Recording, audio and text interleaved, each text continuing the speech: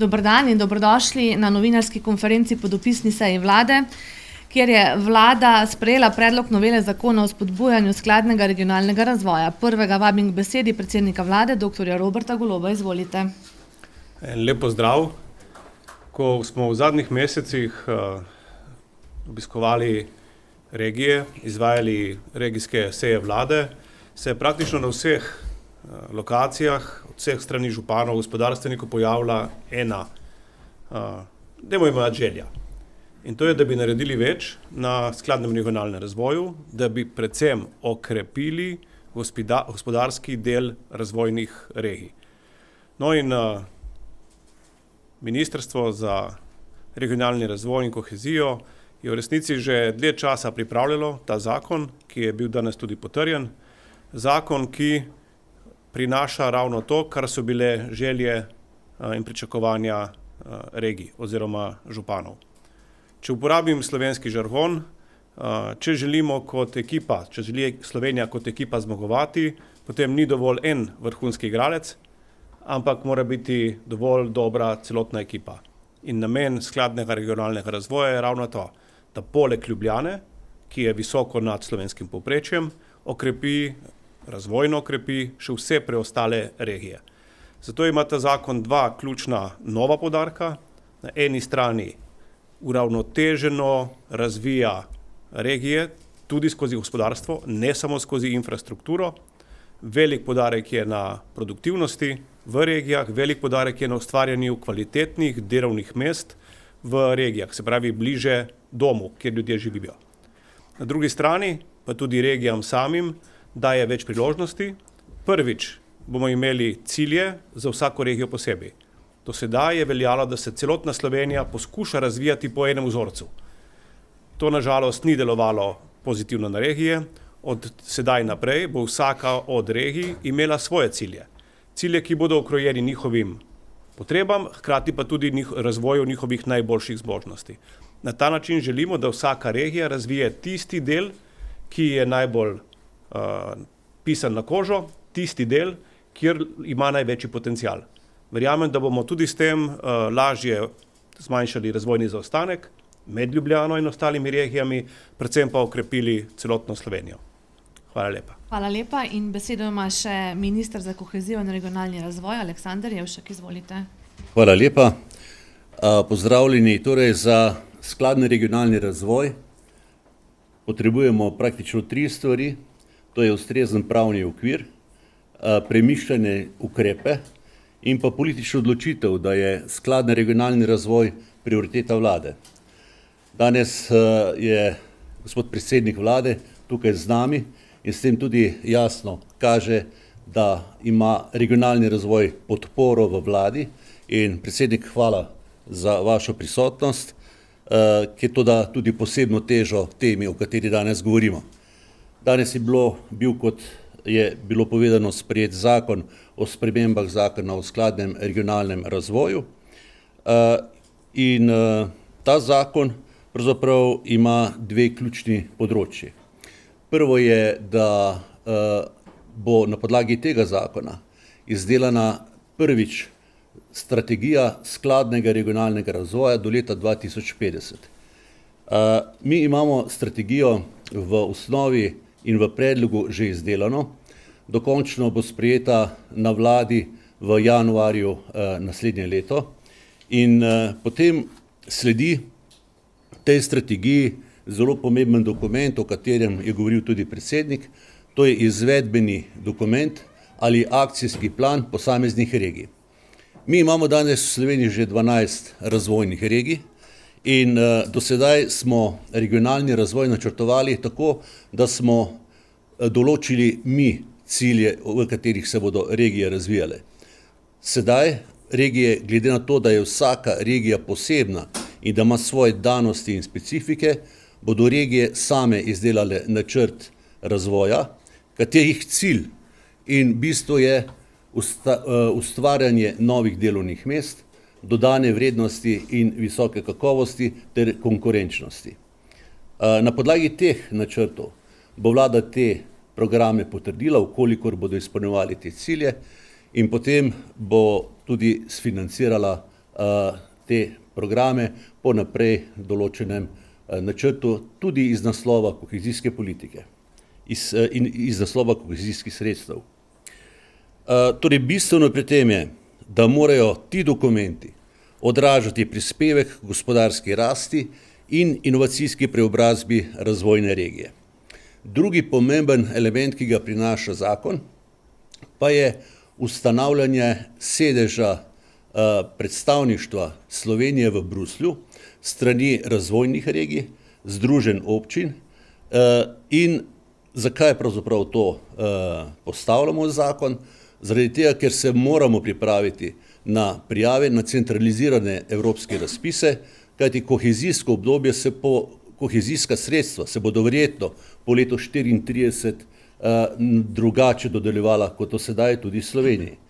In pobuda za postavitev predstavništva po vzoru nekaterih drugih držav in pa tudi dežel, naprimer sosednje Avstrije, kot recimo Koroška ima svoje predstavništvo že kar dolgo časa v Bruslu, je prav zaradi tega, da se pripravimo na nov način financiranja razvojnih projektov po posameznih regijah.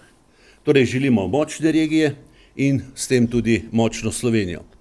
Pogostokrat me vprašajo, kaj pravzaprav si vi predstavljate pod skladen regionalni razvoj. Želimo si, da nekje v radiusu 30 km ali 30 minut ima državljanka in državljan Slovenije pogoje za življenje, kot je služba, stanovanje, vrtec, šola, čas za kulturo, čas za šport in za družino. Hvala lepa. Hvala, sledijo novinarska vprašanja. Esta, izvolite. Lahko kar na drugo temo.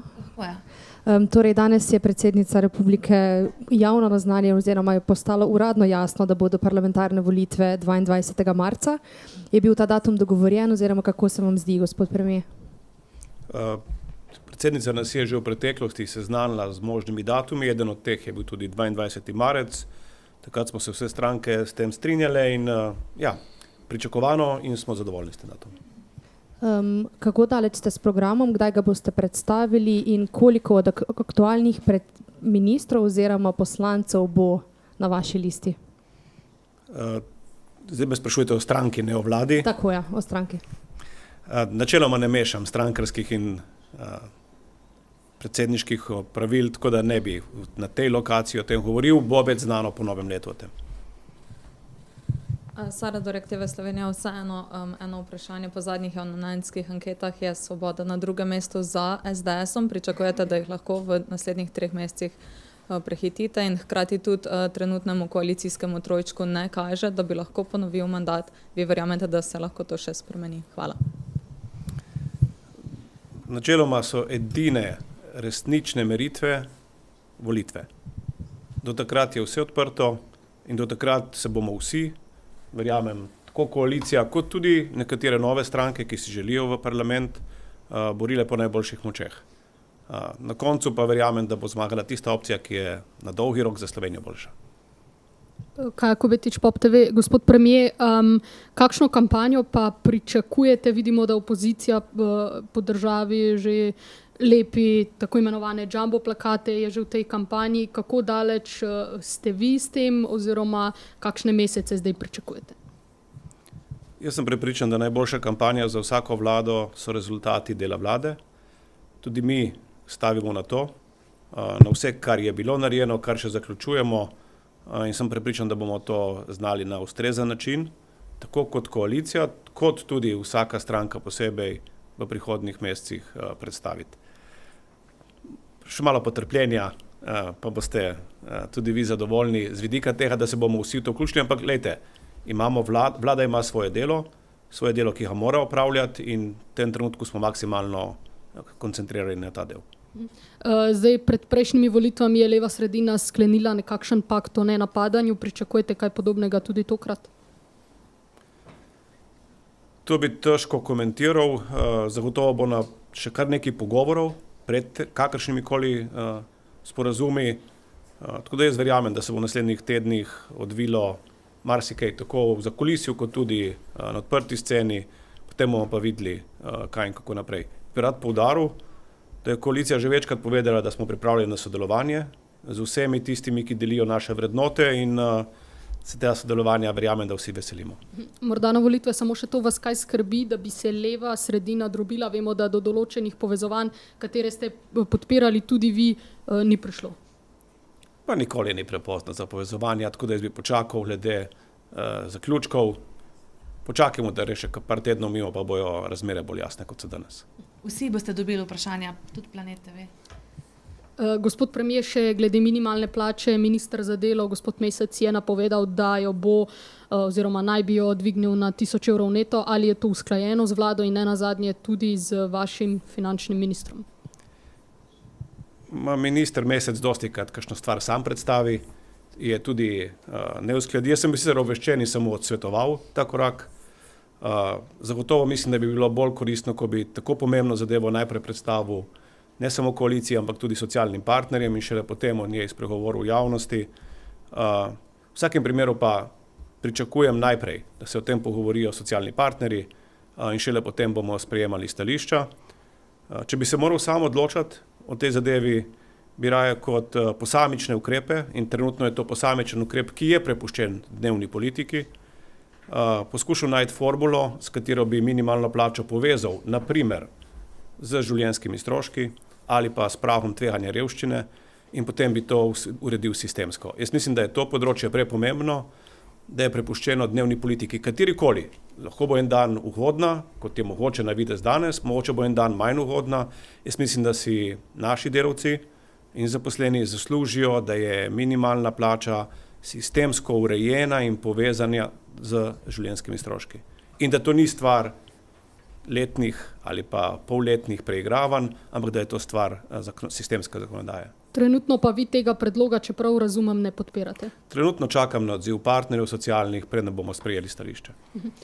Morda še glede vprašanja guvernerja, ali ste na stališču, da bo država v tem mandatu dobila novega guvernerja oziroma kakšno je stališče v Svobodi do teh novih potencialnih kandidatov? Jaz sem prepričan, da glede na to, da je bil izpeljan razpis, na katerega se je prijavilo dosti kvalitetnih kandidatov, da bomo lahko v tem krogu tudi potrdili dokončno guvernerja, da. Planet TV.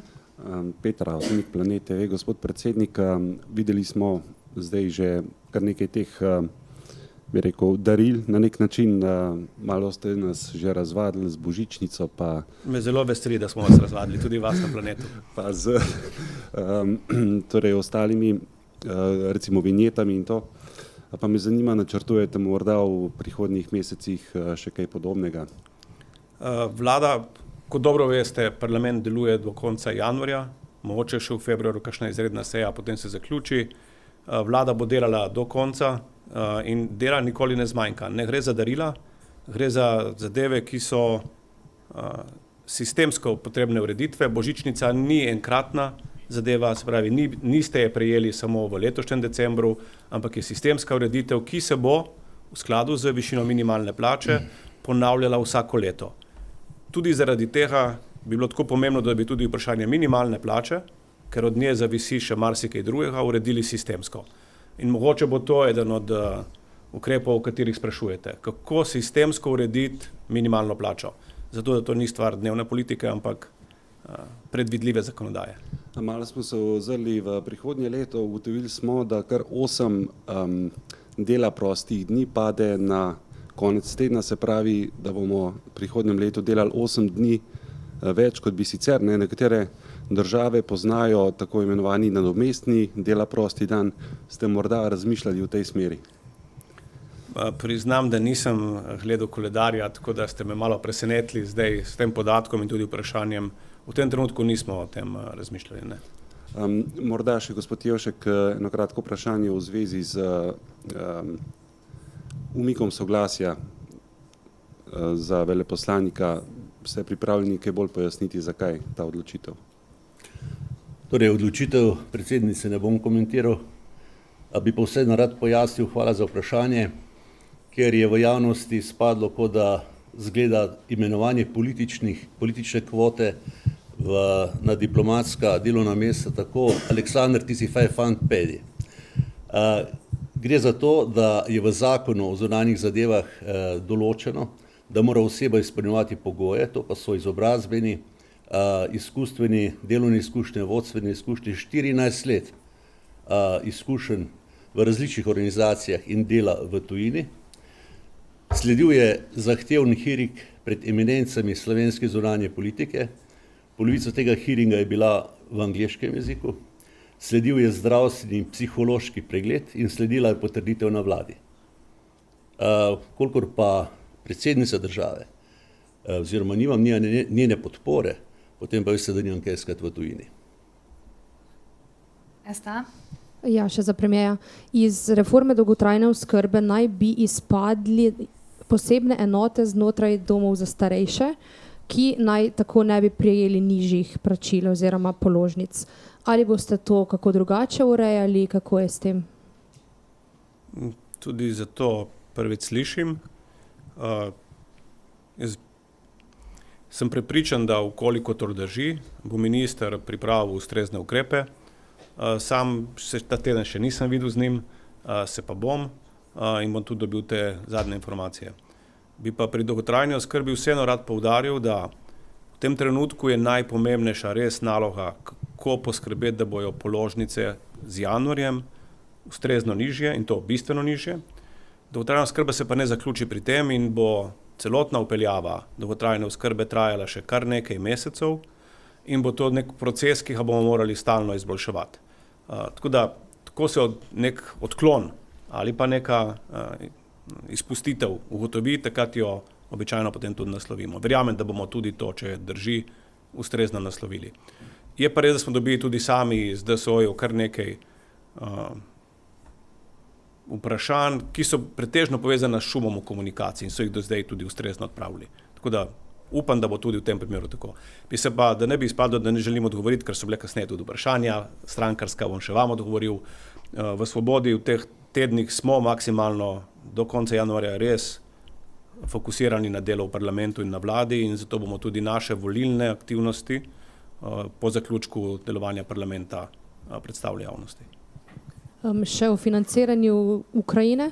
Kako to, da Slovenija ne bo dala poroštva, kako je prišlo do tega?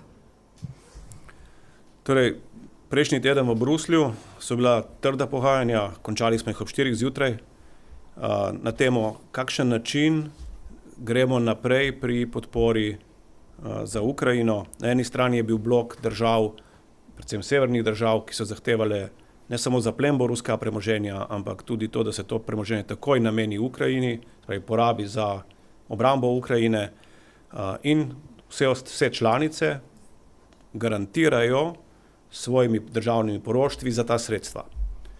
Slovenija bi v tem primeru morala nekje med 700 in 800 milijonih državnih poroštev izdati že do februarja prihodnje leto. Na drugi strani je bil blok, bomo rekli, mediteranskih držav, kjer smo nasprotovali tej ureditvi. Želeli smo, da se, če se Evropska unija odloča za podporo, da je potem evropski proračun, ki tisti, ki to financira, na koncu je premagala ta smer.